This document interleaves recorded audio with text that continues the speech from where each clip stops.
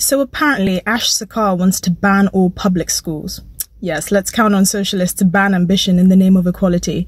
But here are some of the reasons why banning public schools simply won't work. First of all, if you ban public schools, state schools aren't magically going to get any better. Actually, in all likelihood, they will get worse. Why? Because there's no one to set a standard. The reason why parents pay for their children to be sent to public schools is because there is accountability. They are paying for a service, and if the service is mediocre in terms of the quality of education and the support that their children get, they will simply move them elsewhere. Who is meant to hold the government to account if you ban all public schools? There is no standard for them to attain. The aim of public schools is to make governments accountable by making sure that the gap between public schools and state schools aren't that wide. Secondly, who are you to take away the choice of parents as to where they send their children? Is the state a nanny that magically distributes where people can and cannot send their children? It's not the right of the government to infringe on people's individual liberties, especially with regard to where they educate their children. Thirdly, it's just about jealousy.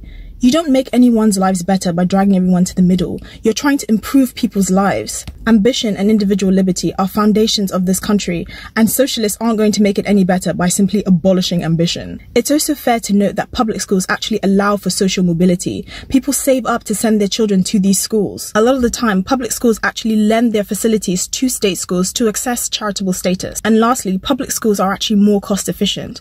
Isn't it interesting how socialists are always trying to control our education? Maybe it's easier to indoctrinate a generation when you control their access to education.